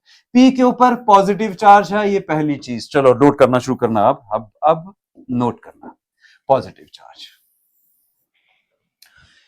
ए के ऊपर कितना है, पॉजिटिव चार्ज +2। कितना है वो छोड़ो, सिर्फ इतना याद रखो कि पॉजिटिव चार्ज है। बी के ऊपर कितना चार्ज है, बी के ऊपर ये चार्ज है, नेगेटिव है ये, तो यहां पे है नेगेटिव चार्ज। फिर आएंगे हम वापस इस डायग्राम पे, पहले यहां समझ लेते हैं। पॉइंट ए से जो पी के ऊपर फोर्स जाएगी, यानी पॉजिटिव चार्ज से पॉजिटिव की तरफ फोर्स जा रही है। ये कह रहा है Q1 इस चार्ज के ऊपर, अगर इसको मैं Q मान लूं, इस चार्ज को अगर मैं Q मान लूं, तो ये कह रहा है Q1 Q के ऊपर कितनी फोर्स लगाएगा, क्या नेट इफेक्ट होगा।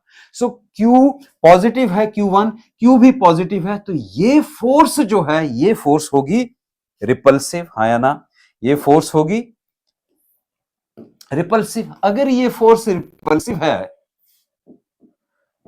पॉजिटिव, ये पॉजिटिव, ओके। अगर ये फोर्स रिपल्सिव है तो इसकी डायरेक्शन कुछ ऐसे आएगी ना, ये होगी F1, force due to Q1, F1 direction समझना, डायरेक्शन। अब आते हैं इधर, ये नेगेटिव चार्ज है, ये पॉजिटिव चार्ज है। नेगेटिव और पॉजिटिव चार्ज के बीच में फोर्स ऑफ अट्रैक्शन होती है, यानी बी पॉइंट पे, यानी Q2 जो है, ये Q2 इसके ऊपर कौन सी फोर्स लगाएगा, अट्रैक्टिव, अपनी तरफ खींचेगा, यानी इस तरफ को जाएगी ये फोर्स, ये फोर्स होगी F2। अब सवाल ये कह रहा है कि ये जो दो फोर्सेस लगी, इनका नेट इफेक्ट क्या होगा, नेट रिजल्टेंट फोर्स क्या होगी। Find the magnitude of the resultant force, उसका मैग्नीट्यूड कितना होगा, तो रिजल्टेंट निकाल लेते हैं भाई। रिजल्टेंट के लिए क्या होगा, क्या रिजल्टेंट इसका कुछ ऐसे नहीं आएगा, this is the resultant F। और ध्यान से समझना है तो आप इसको parallelogram, law of vector addition लगा सकते हो या नहीं लगा सकते। यहां से पैरेललोग्राम ऑफ वेक्टर एडिशन, इसको अगर मैं जोड़ दूं तो ये पैरेललोग्राम बन गई, यहां से ऐसे जोड़ दूं, यहां से ऐसे जोड़ दूं, ये पैरेललोग्राम बन गई। पैरेललोग्राम में क्या बोलते हैं, जहां से वेक्टर शुरू हुए वहां से लेके उसका जो डायगोनल है दैट इज रिजल्टेंट। तो रिजल्टेंट हो गया ये F। 11th का कुछ ध्यान मारा है, रिजल्टेंट हो गया F। अब आते हैं इस डायग्राम पे, वहां का काम हो गया। अब आते हैं इस डायग्राम पे, यहां इस डायग्राम पे चलिए। ए के ऊपर चार्ज है +2 into 10 raise to the power -8 coulomb, लिख देता हूं, यही हो जाएगा सॉल्व। बी के ऊपर चार्ज है -10 माइनस 10⁻⁻8 कूलम, ये बी के ऊपर चार्ज है। पी के ऊपर चार्ज है 1 माइक्रो कूलम। तो बेटा जो 1 माइक्रो कूलम होता है ये होता है 10⁻⁻6 कूलम के बराबर। ऐसा यूनिट में तो बदलेंगे ना, तो इधर पी के ऊपर जो चार्ज है वो हो गया 10⁻⁻6 कूलम। इतनी बात समझ में आ गई, हमने चार्जेस को ऐसा यूनिट में लिख लिया। ऑलराइट, अब ये कह रहा है कि ये डिस्टेंस 10 सेंटीमीटर है। अगर ये डिस्टेंस 10 सेंटीमीटर है भाई, इसे भी हम मीटर में बदलें। मीटर में बदलें यानी 10 को डिवाइड करेंगे 100 से, तो मेरे पास क्या आएगा 0. मेरे पास आंसर क्या आएगा 0.1 मीटर। ये है, तो this is equal to 0.1 metre. ये ऐसा यूनिट होगा। ये रहा 5 सेंटीमीटर। अब अगर मैं 5 सेंटीमीटर को बदलूं मीटर में तो आंसर आएगा 0.05 मीटर। सो इधर लिख देता हूं, this is equal to 0.05 metre. ये एंगल 90 है, तो ये वाला एंगल भी कितना हो गया 90। ये रहा वो रिजल्टेंट जिसकी हम बात कर रहे हैं, ये रही पैरेललोग्राम। इधर को गया ये F1 और इधर को आया ये F2। यही है। अब जब हम पैरेललोग्राम लॉ पढ़ते हैं तो रिजल्टेंट कैसे निकालते थे, याद है आपको? तो रिजल्टेंट कैसे निकालते थे, इनको मैं डिलीट कर रहा हूं। जब हम पैरेललोग्राम लॉ पढ़ते थे तो कैसे याद हो, रिजल्टेंट क्या था? रिजल्टेंट था R। रिजल्टेंट निकालना हो जैसे कि इसको मैं हटा रहा हूं, अब इस डायग्राम की जरूरत नहीं है अब हमें, इस डायग्राम की अब हमें जरूरत नहीं है। चलिए, अगर ये कोई इधर है A वेक्टर, इधर है कोई B वेक्टर, ये रहा इसका रिजल्टेंट R। इसको मैं ऐसे कर दूं तो ये बन गई पैरेललोग्राम। अब ये पैरेललोग्राम का हो गया डायगोनल। इसमें हम रिजल्टेंट कैसे निकालते थे, याद है? नहीं याद है? इधर देखो, रिजल्टेंट होता था R is equal to A square plus B square plus 2AB cos theta. ये थीटा इन दोनों के बीच का एंगल, और इसका कर देंगे अंडर रूट। ये है रिजल्टेंट। ये रिजल्टेंट अगर मैं इधर लगाऊं, ये F1 है, ये F2 है, दोनों के बीच का एंगल है 90, तो मैं लगाता हूं, और रिजल्टेंट क्या है F। तो जो F रिजल्टेंट मेरे पास आ रहा है वो कितना है? पहले का स्क्वायर, A का स्क्वायर। सो A, ये F1 का स्क्वायर लिख दूं, F1 का स्क्वायर प्लस दूसरे वेक्टर का स्क्वायर यानी F2 का square plus 2AB cos theta यानी 2F1 F2 cos theta. Theta कितना है इसका? 90 डिग्री यानी cos 90। इसको कर दूं मैं अंडर रूट। ये आएगा रिजल्टेंट इसका। ये बात समझ में आई? ये आएगा रिजल्टेंट। ध्यान से कंसेप्ट लेना, फिर किसी भी ढंग का सवाल आप कर सकते हो। लेकिन cos 90 की वैल्यू तो होती है 0, तो ये पूरे का पूरा फैक्टर हो गया 0। तो मेरे पास F कितना बचा? F मेरे पास बचा F1 square plus F2 square under root. ये बचा मेरे पास F। अब मैं F1 की वैल्यू निकाल लूं और F2 की वैल्यू निकाल लूं और इसमें रख दूं, तो मेरे पास नेट रिजल्टेंट फोर्स आ गई, magnitude of the resultant force आ गई। ये बात समझ में आ गई? कंसेप्ट समझ में आया? बहुत आसान है। F1 कैसे निकालना है? कूलम्स लॉ लगाना है, Q1 Q2 upon R square. F2 कैसे निकालना है? कूलम्स लॉ निकालना है, ये एक, ये दूसरा Q1 Q2 upon R square. यही तो करना है। अगर मैं इसको वैल्यू, ये इसको मैं कह दूं कि ये Q1 चार्ज है, ये Q2 चार्ज है, इस चार्ज को मैं Q कह देता हूं, ये Q चार्ज है। अब निकाल सकते हैं फोर्स कूलम्स लॉ। कंसेप्ट समझ में आया? ओके। अब जरा समझो कि जब क्वेश्चन अटेम्प्ट करना होता है तो क्वेश्चन को अटेम्प्ट कैसे करते हैं। बेटा, क्वेश्चन को अटेम्प्ट करने के लिए सबसे पहले आपको लिखना होता है गिवन। क्या लिखना है? गिवन। गिवन क्या है, चलिए देखते हैं। इसके मार्क्स होते हैं, तो आपने गिवन जरूर लिखना है। बार बार बहुत स्लोली मैं आपको न्यूमेरिकल करवा रहा हूं ताकि आपके पास अटेम्प्ट, अगर आपको आता है तो बहुत अच्छी बात है। गिवन, गिवन क्या है? Q1 लिख लो, Q1 is equal to plus 2 into 10⁻⁻8 coulomb. Q2 is equal to minus 10⁻⁻8 coulomb. Q भी गिवन है 1 micro coulomb is equal to 10 raise to power minus 6 coulomb, given लिख लो। Distance A P is equal to 10 centimeter is equal to 0.1 meter. Distance PB is equal to 5 centimeter is equal to 0.05 meter. ये मैंने given लिख लिया। Angle भी मुझे given है, angle APB, angle APB ये भी मुझे गिवन है 90 डिग्री। ये सारी की सारी गिवन चीजें मैंने लिख ली। जब इसको सॉल्व करना हो तो गिवन लिखना, कहीं आगे कुछ गलती हो जाए तो गिवन के मार्क्स भी आपको मिलते हैं गिवन। और अगर MCQ में है तो सीधा ही सॉल्व करना है। ये पहली स्ट्रेटजी समझ में आ गई। चलिए अब मैं इसको सॉल्व करता हूं। गिवन को मैं यहां से हटा रहा हूं, आपने लिखना जरूर है, क्या क्या गिवन है वो मैंने आपको बता दिया। अब हम आ रहे हैं इधर, केवल और केवल पहले F1 फाइंड आउट करते हैं। F1 क्या है? ये वाली फोर्स, फोर्स Q1 और Q के बीच में। सो F1 के क्या था हमारे पास? F is equal to K Q1 Q2 upon R square. So इसकी वैल्यू रख देते हैं। K की वैल्यू हमें मालूम है, K की वैल्यू कितनी होती है? चलो पहले रखी दूं।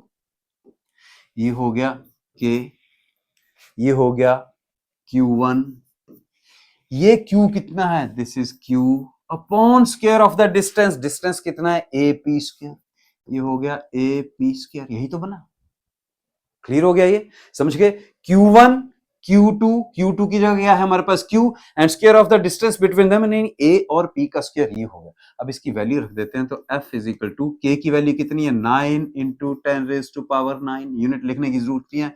इंटू Q1 की वैल्यू कितनी है? 2 into 10 raise to power minus 8 into 2 into 10 raise to power minus 8। Q की वैल्यू कितनी है? 10 raise to power minus 6 into 10 raise to power minus 6। ये होगी Q की वैल्यू डिवाइडेड बाई AP की वैल्यू कितनी है? ये रही AP की वैल्यू 0.1 मीटर, यानी 0.1 का स्क्वायर। क्लियर? इजी, आसान से इजी से आपको आता है तो आप जल्दी से फास्ट फॉरवर्ड कर सकते हैं, लेकिन जिनको थोड़ी मुश्किल समझने में, वहां उस हिसाब से मैं इसे रख रहा हूं। चलिए अब इसको सॉल्व कर लेते हैं भाई। पहले 0.1 को सॉल्व करता हूं। 0.1 का स्क्वायर कैसे लिख सकते हैं? 1 अपॉन 10 का स्क्वायर। कैसे हो सकता है ये? 1 अपॉन 100 ये हुआ, यानी ये हो गया 1 अपॉन 10 रेज टू पावर 2। 0.1 किसके बराबर हो गया? 1 अपॉन 10 रेज टू पावर 2। लिख देते हैं इधर F1 is equal to 9 into 2, ये 9 और ये 2 कर दूं, ये हो गया 18 into 10 raise to power 9 into 10 raise to power minus 8 into 10 raise to power minus 6 upon 1 upon 0.1 का क्या बात है? 1 अपॉन 10 रेज टू पावर 2। ये 10 रेज टू पावर, इसको सॉल्व करो तो ऊपर चला जाएगा ना, तो ये हो गया इंटू 10 रेज टू पावर 2 और मेरे पास यहां रह गया केवल 1। अब सॉल्व कर लो। पांचवी छठी क्लास की तरह कर रहे हैं हम इसको। 18 इंटू 10 रेज टू पावर 9, ये पावर जुड़ जाएंगे यानी minus 8 minus 6 plus 2। So answer कितना आ गया मेरे पास? आंसर आ गया 18 into 10 raise to the power, भाई जोड़ के देखो, 9 2 11, 8 प्लस 6 14, 14 माइनस का 11 प्लस का यानी माइनस का 3 बचा, तो 10 raise to power minus 3 newton. Force का यूनिट न्यूटन। ये हो गया मेरे पास, F1 आ गया। क्लियर है यहां तक? F1 आ गया। अब मेरे को निकालना है F2। F2 भी सिमिलरली ही निकालेंगे। F2 ओके, इधर कर रहा हूं, अब मैं डिटेल में नहीं जा रहा हूं, सीधी वैल्यू रखूंगा इधर। F2 is equal to K। K की वैल्यू कितनी है? 9 इंटू 10 रेज टू पावर 9, यही है K की वैल्यू। K Q, ये F2 का मतलब Q और Q2 के बीच में, तो Q2 कितना है? Minus 10 raise to power minus 8, यानी into minus 10 raise to power minus 8 into दूसरे वाला charge 10 raise to power minus 6 into 10 raise to power minus 6 divided by इनके बीच का डिस्टेंस PB का स्क्वायर। PB कितना है? 0.05 मीटर, यानी 0.05 का स्क्वायर। ये आएगा F2। ऐसे डिटेल में लिखेंगे, यही आएगा ना? ओके, तो 0.05 को सॉल्व कर लेते हैं। 0.05 का स्क्वायर 0.05 का स्क्वायर का क्या मतलब है? 5/100 का स्क्वायर, यही मतलब है। अच्छा, इसको काट दूं तो क्या हो गया? ये बच गया मेरे पास 1/20 का स्क्वायर, यही मतलब है। यानी ये मेरे पास हो गया 1/400, स्क्वायर कर दूं 20 का 400, यानी ये हो गया 1/4 इंटू 10⁻², ये आ गया मेरे पास 1/4 इंटू 10⁻²। इसकी जगह तो लिख देता हूं मैं, F2 is equal to 9 into 10⁻⁹ into minus 10⁻⁻8 into 10⁻⁻6 divided by 1/4 into 10⁻²। ये लिख दिया मैंने। अब अगर इसको मैं सॉल्व कर लूं तो मेरे पास क्या बचेगा? चलो, ये 10⁻², 4 इंटू 10⁻² तो ऊपर चला जाएगा ना, 1 है तो ये सारा ऊपर चला जाएगा। तो मेरे पास F2 कितना आ जाएगा? F2 is equal to 9 into 10⁻⁹ into 10⁻⁻8 into 10⁻⁻6 into 4 into 10⁻²। बताओ, ये है, ये ऊपर चला गया, नीचे 1 रह गया, दैट्स इट। अब सॉल्व कर लो। देखो, 9 इंटू 4 36। ये जो माइनस का साइन है इसे मैं यहां ले लेता हूं माइनस। अब बचे मेरे पास क्या? 10⁻⁹ ये -8 -6 प्लस 2। 10⁻⁹ -8 -6 प्लस 2। इसको सॉल्व करेंगे तो मेरे पास आ जाएगा ये -36 इंटू 10⁻³ न्यूटन। ये आ गई मेरे पास F2। Note it, this is the value of F2। F1 की वैल्यू मेरे पास आ गई, दिस F2 की वैल्यू मेरे पास ये आ गई। अब मैंने इधर F1 और F2 की वैल्यू इधर रखनी है और सॉल्व कर देना है। चलिए सॉल्व कर लेते हैं। ओके, इसमें मैंने रखनी है वी नो। आजा भाई। ओके, सो देयरफॉर F कितना आ गया? F is equal to F1 का स्क्वायर यानी 18 इंटू 10⁻³ का स्क्वायर प्लस F2 का स्क्वायर यानी -36 इंटू 10⁻³ का स्क्वायर, और इस सारे का हो गया अंडर रूट। सॉल्व कर लो भाई। F इज इक्वल टू 18 यानी 18 का स्क्वायर कितना होता है? 18 का स्क्वायर होता है 324 इंटू 10⁻⁻6। ये बात ठीक है। माइनस का स्क्वायर क्या होता है? माइनस माइनस प्लस हो जाता है, और ये होता है 1296 36 का स्क्वायर, और 10⁻³ का स्क्वायर क्या हो गया? 10⁻⁻6। ये हो गया अंडर रूट। क्या मैं इसको ऐसे लिख सकता हूं? 324 प्लस 1296 इंटू 10⁻⁻6 का अंडर रूट। क्या किया मैंने? 10⁻⁻6 कॉमन ले लिया। अब जरा इसको सॉल्व कर लेते हैं भाई, तो हो गया काम। इसको सॉल्व कर लो।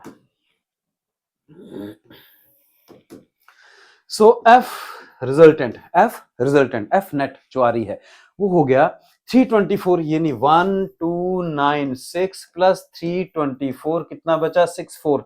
10 9 2 11 3 12 3 3 6 1620। तो ये बता मेरे पास 1620 इंटू 10⁻⁻6 का अंडर रूट। इजी। 1620। चलो देखें, अब इसका हमने अंडर रूट निकालना है, यानी लगभग इसको 1600 लिखूं तो 1600 किसका होगा? 40 का स्क्वायर 20 है, यानी ये लगभग मेरे पास आएगा 40.2 का स्क्वायर। 40.2 स्क्वायर करके देखो जरा एक बार, फटाफट करके देखो इसको, क्या इतना ही आ रहा है? 40.2। ओके, सो ये हो गया मेरे पास 40.2 इंटू 10⁻⁻6 का अंडर रूट। कैसे निकालेंगे भाई? आता तो होगा आपको, लेकिन फिर भी करके दिखा रहा हूं। 10⁻⁻6 का अंडर रूट मतलब इसकी 1/2। इसका मतलब 10⁻⁻6 इंटू 1/2। ये 2 से ये कैंसिल, ये मेरे पास क्या बचा? 10⁻⁻3 यानी इंटू 10⁻⁻3। ये आई मेरे पास फोर्स नेट। थोड़ा इसको और राउंडिंग ऑफ कर दूं तो मैं लिख सकता हूं इसको F is equal to 4.0 into 10⁻⁻² newton लिख सकता हूं कि नहीं लिख सकता हूं भाई? ये रही force. So this is the answer of this numerical. हमने किया क्या? हमने बहुत सिंपल सिंपल इसमें बातें की। हमने केवल पहले ये देखा कि फोर्स की डायरेक्शंस क्या है, फिर पैरेललोग्राम लॉ निकाला और वो लगा दिया। फिर हमने कूलम्स लॉ निकाला, F1 और F2 को कूलम्स लॉ के हिसाब से फाइंड आउट किया और उनकी वैल्यू पुट कर दी और हमारे पास ये आंसर आ गया। करेक्ट? आगे बढ़ते हैं। ऑलराइट, दिस अब हम बात करेंगे परमिटिविटी एंड रिलेटिव परमिटिविटी की। परमिटिविटी या रिलेटिव परमिटिविटी क्या होती है, ध्यान आपने इधर देना है। परमिटिविटी या रिलेटिव परमिटिविटी, चलिए हमें यह मालूम है कि F is equal to K Q1 Q2 upon R square. Alright, के की वैल्यू जो है, के की वैल्यू को, के को हम ऐसे भी लिख सकते हैं 1/4 पाई एप्सिलॉन। तो के, क्या मैं इस फोर्स को यहां ऐसे लिख दूं, F is equal to 1/4 pi epsilon into Q1 into Q2 upon R square. Is it okay? Okay, ये जो एप्सिलॉन है ये क्या है? ये एप्सिलॉन क्या है? ये है permittivity. Epsilon is known as the permittivity. अब इधर देखते हैं, ये परमिटिविटी इधर क्या कर रही है? अगर परमिटिविटी की वैल्यू बढ़ जाएगी तो फोर्स की वैल्यू कम हो जाएगी। ध्यान इधर रखना, अगर परमिटिविटी की वैल्यू बढ़ जाएगी तो फोर्स की वैल्यू कम हो जाएगी। अगर इसकी वैल्यू कम हो जाएगी तो फोर्स की वैल्यू बढ़ जाएगी, और अगर इसकी वैल्यू बढ़ गई तो फोर्स की वैल्यू कम हो जाएगी। यानी दो चार्जेस के बीच में जो इंटरेक्शन हो रही है ना, ये जो दो चार्जेस हैं इनके बीच में जो इंटरेक्शन हो रही है, इनके बीच में जो फोर्स ऑफ अट्रैक्शन या रिपल्शन हो रही है, परमिटिविटी उसको रोक रही है। नाम तो परमिटिविटी है पर ये काम रोकने का करिए। ये परमिटिविटी अगर ज्यादा होगी तो फोर्स कम हो जाएगी। यानी इन दोनों के बीच में जैसे ही हम कोई मीडियम डालेंगे, उस मीडियम की जो भी परमिटिविटी होगी दोनों के बीच में उसकी इंटरेक्शन को रोकेगी। So permittivity is the property of a material to resist the formation of electric field. यानी इलेक्ट्रिक फील्ड नहीं बनने देगी, रोकेगी उसको। या it is the property of a material to resist the interaction between the two charges. ये जो दो चार्जेस आपस में इंटरेक्ट कर रहे हैं, चाहे वो इंटरेक्शन अट्रैक्टिव हो चाहे वो रिपल्सिव हो, ये परमिटिविटी यानी मीडियम की ये इसको कम करेगी। क्लियर होगी बात? ये परमिटिविटी इसको कम करेगी। परमिटिविटी, अब देखते हैं परमिटिविटी। सी, परमिटिविटी अगर वैक्यूम की है तो हम उसको लिखते हैं epsilon not. Permittivity vacuum, free space.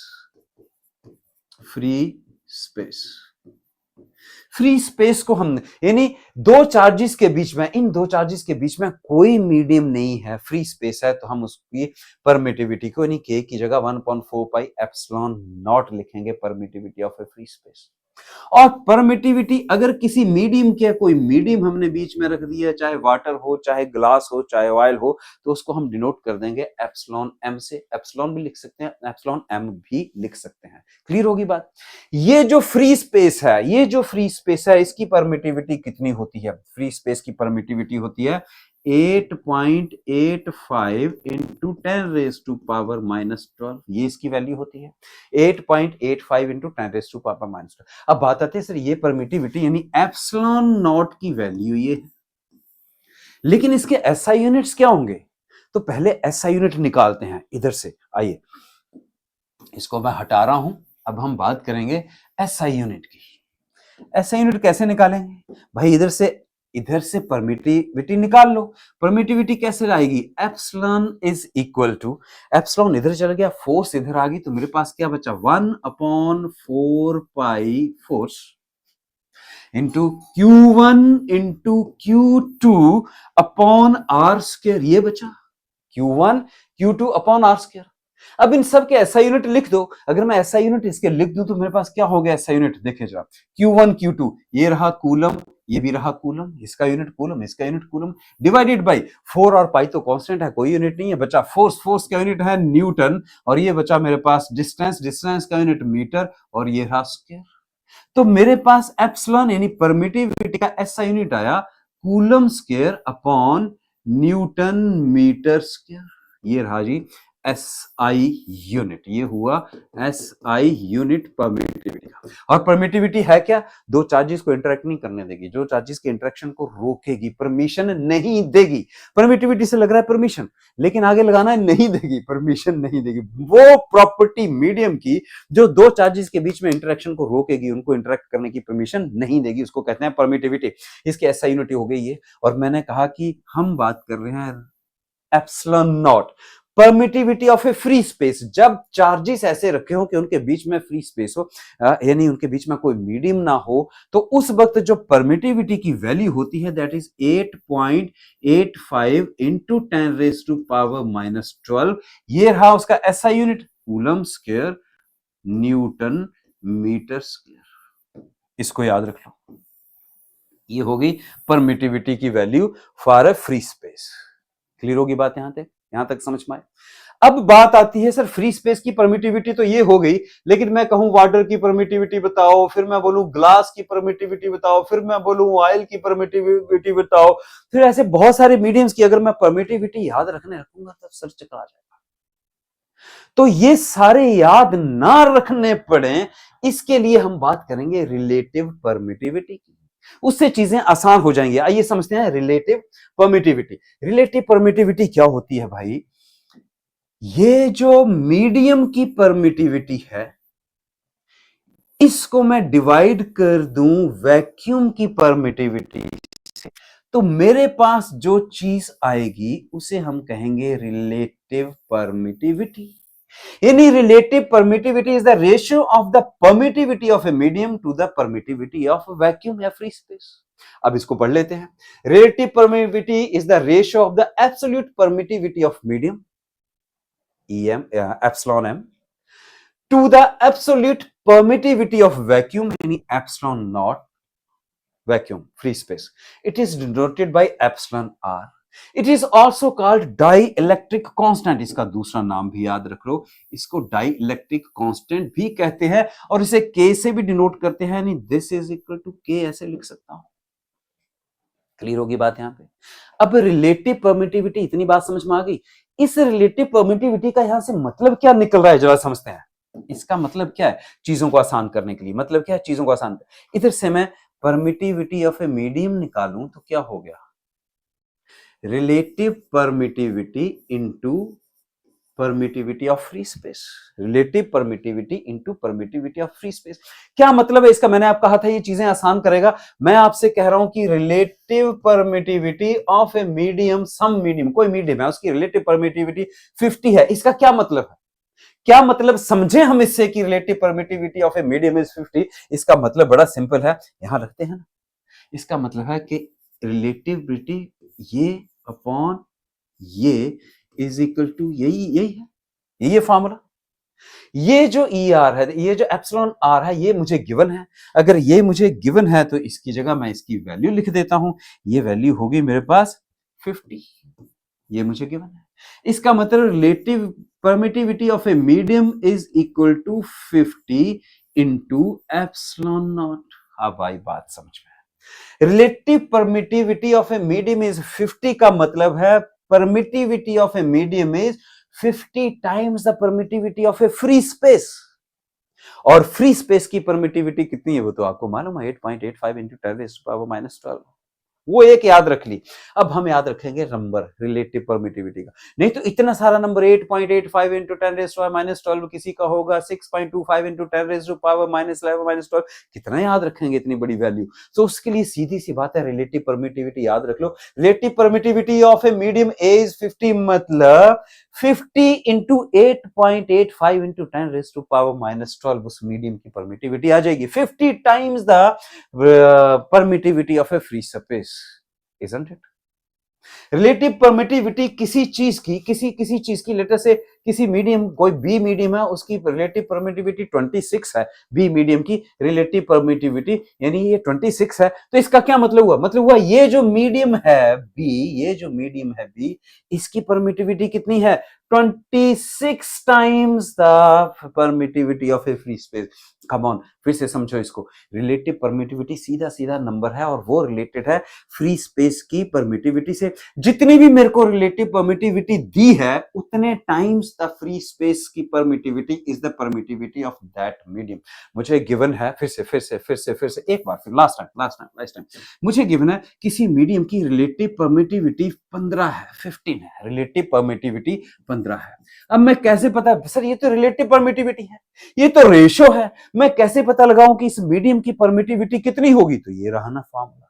इस मीडियम की परमिटिविटी कितनी होगी? यानी इस मीडियम की परमिटिविटी होगी 15 times the permittivity of a free space. और फ्री स्पेस की परमिटिविटी आपको याद है, तो इजी हो गया ना काम, बहुत easy. So relative permittivity is the ratio of the absolute permittivity of a medium to the absolute permittivity of a vacuum or air and free space. It is noted by epsilon. इसको dielectric constant भी कहते हैं और इसको K से denote कर देते हैं. It is also known as the dielectric constant. कौन सा? Relative permittivity. दूसरा नाम क्या है? Dielectric constant. सो अब आपसे रिलेटिव परमिटिविटी पूछा जाए या डाइलेक्ट्रिक कांस्टेंट पूछा जाए, डेफिनेशन सेम है, आप इसे लिख सकते हैं. प्रूफ देख लेते हैं कि भाई प्रूफ क्या है. चलिए प्रूफ समझते हैं. ये दो चार्जेस हैं Q1 Q2, इनके बीच का डिस्टेंस है R और ये मैंने रखे हुए हैं फ्री स्पेस में. कहां रखे हैं? ये मैंने रखे हैं फ्री स्पेस में. कहां रखे हैं? ये मैंने रखे हैं फ्री स्पेस में. अब अगर ये फ्री स्पेस में रखे हैं तो force on it F not कर देता हूं. फोर्स ऑन इट क्या होगी? ये होगी K Q1 Q2 upon R square. ये होगी फोर्स. इसका मतलब क्या है? क्या मैं इसको ऐसे लिख सकता हूं? F naught is equal to 1 upon 4 pi epsilon naught लिखूंगा यहां पे.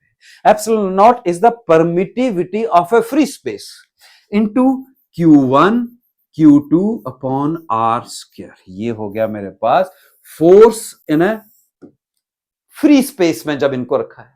लेकिन अगर यही दो चार्जेस बराबर डिस्टेंस है R, लेकिन यहां मैंने कोई मीडियम रख दिया तो फोर्स कितनी होगी? तो फोर्स मैं ऐसे लिख देता हूं, फोर्स ऑफ ए मीडियम ये कितनी होगी? K Q1 Q2 upon R square. K की वैल्यू क्या होगी? 1 अपॉन 4 पाई एप्सिलॉन मीडियम का, 1 अपॉन 4 पाई एप्सिलॉन मीडियम का into Q1 into Q2 upon R square. ये होगी. इतनी बात समझ पाई? इसको मैं इक्वेशन नंबर 2 दे देता हूं और इसको मैं इक्वेशन नंबर 1 दे देता हूं. अब अगर मैं डिवाइड कर दूं, डिवाइड 1 बाई 2, इक्वेशन 1 को इक्वेशन 2 से डिवाइड कर दूं तो करते हैं, तो मेरे पास क्या आएगा? F naught upon FM is equal to, F naught कितना था? 1 upon 4 pi epsilon naught Q1 Q2 upon R square divided by FM यानी force of medium 1 upon 4 pi epsilon of the medium into Q1 Q2 upon R square. जरा देखो ये चीजें cut गई. 1/4 पाई 1/4 pi cut गया. मेरे पास क्या बचा? मेरे पास बचा F नॉट अपॉन FM. ये ऊपर चला जाएगा तो मेरे को हो गया epsilon M upon epsilon not. Note this point, note this. Epsilon not M upon epsilon not. Epsilon permittivity of the medium upon permittivity of free space किसके बराबर है? Force in a free space upon force in a medium. क्या मतलब हुआ इसका? थोड़ा समझते हैं. इसका मतलब हुआ ये, मैं इसको ऐसे लिख रहा हूं, FO upon FM is equal to epsilon M upon epsilon naught is equal to relative permittivity. ये डाइलेक्ट्रिक कांस्टेंट के बराबर भी है. एक ही बात है. इसको हटा देता हूं थोड़ी देर. यहां से देखो मेरे पास कितने फार्मूले बन के आए, बड़े ध्यान देना, बहुत इंपॉर्टेंट कंसेप्ट है। यहां से मेरे पास फार्मूले कितने बन के आए, मेरे पास आया F naught upon F M is equal to epsilon M upon epsilon naught. मेरे पास बन के आया F M upon F O upon F M is equal to epsilon R. मेरे पास आया epsilon M upon epsilon O यानी naught is equal to epsilon R. ये तीन, ये एक, ये दो, ये तीन रिलेशन बन गए मेरे पास। तो मेरे पास एप्सिलॉन रिलेटिव परमिटिविटी के फॉर्म में और फोर्स के फॉर्म में भी है। अब आप कहेंगे सर फोर्स के फॉर्म है, इसका कुछ एग्जांपल दो, कुछ एग्जांपल दो, इनको कैसे यूज करेंगे, कुछ एग्जांपल दो। ये रहा example. What do you mean that the relative permittivity of water is 81? भाई इधर आओ ना। रिलेटिव परमिटिविटी हमारे पास क्या थी, रिलेटिव परमिटिविटी थी epsilon M upon epsilon naught is equal to epsilon R. Okay, relative permittivity epsilon M upon epsilon naught is equal to epsilon R. ये कह रहा है, थोड़ी देर इन टर्म्स ऑफ फोर्स भूल जाते हैं, इन टर्म्स ऑफ फोर्स भूल जाते हैं, इतना ही समझते हैं। What do you mean that the relative permittivity of water is 81? सो इसका मतलब है वाटर, मीडियम की जगह क्या लिख देता हूं मैं, water, permittivity of water upon permittivity of free space is equal to relative permittivity 81। इसका मतलब हुआ permittivity of water is equal to 81 times the permittivity of free space. ये हम बात पहले भी कर सके हैं, लेकिन आपको फिर से समझा रहा हूं। इतनी बात समझ में आ गई? ये हो गया इस टर्म में, यानी वाटर की permittivity 81 times to the epsilon naught, यानी 8.85 into 10 raised by 12 का 81 टाइम्स है। इधर आते हैं, इन टर्म्स ऑफ फोर्स देख लेते हैं। इन टर्म्स ऑफ फोर्स से जरा देखो, फार्मूला क्या था, फार्मूला था F O upon F M is equal to relative permittivity. F M upon F O upon F M is equal to relative permittivity. चलिए, F O upon F M, F O upon F M is equal to relative permittivity. मुझे force in a medium निकालनी है, तो कितनी आ जाएगी, देखो force in a medium is equal to force in a medium is equal to F naught upon epsilon R. Is it okay? ये इधर आ गया, ये इधर चला गया, तो यही तो बना। इसका मतलब क्या हुआ, इसका मतलब force in a free space divided by 81 permittivity given है। इसका मतलब कि force in that medium, water, medium किसका है, वाटर का, इसलिए W लिख देता हूं, is equal to 1 upon 81 times the force in vacuum. कमाल की बात है। दो चार्जेस Q1 और ये रहा Q2 चार्जेस, ये रहा इनके बीच का डिस्टेंस R। अगर इनको मैं फ्री स्पेस में रखूं या वैक्यूम में रखूं तो फोर्स है FO। लेकिन इन्हीं दो चार्जेस को अगर मैं पानी में रख दूं तो ये 1/81 टाइम्स फोर्स कम होगी। कमाल की बात है, वाटर में फोर्स फ्री स्पेस की फोर्स से 1/81 टाइम्स कम होगी। That is the meaning in terms of force, 1/81 times कम होगी। दैट इज द मीनिंग के what do you mean that relative permittivity of water is 81 in terms of force? It means force in water is 1/81 times the force in free space। अब जरा ध्यान देते हैं इधर, last conclude करता हूं। ये बात तो आपको समझ में आ गई ना, तो एक कंक्लूजन देखते हैं। देखो, okay, permittivity in a free space की वैल्यू क्या है हमारे पास? Permittivity in a free space की वैल्यू यानी एप्सिलॉन नॉट की वैल्यू है 8.85 into 10 raised to power -12। ये वैल्यू है। अब इस चीज को जरा यहां से देखो, ये 8.85 × 10⁻12 क्या है? Coulomb square newton metre square, coulomb square newton metre square, ये ऐसा यूनिट है इसके। तो इधर लिख देते हैं coulomb square newton metre square. ये जो वैल्यू है ये परमिटिविटी की वैल्यू है वैक्यूम में, और ये बेटा मिनिमम वैल्यू है। This is the minimum value possible of permittivity. इसके बाद जितनी भी वैल्यू होगी, जब भी कोई मीडियम आएगा उसकी परमिटिविटी की वैल्यू ज्यादा ही होगी। इसका मतलब है epsilon naught is always less than epsilon of medium. permittivity of free space is always less than the permittivity of any medium. अच्छा, फोर्स की टर्म्स में क्या रखो? देखो फोर्स क्या था? Force is equal to 1/4 pi epsilon Q1 Q2 upon R square.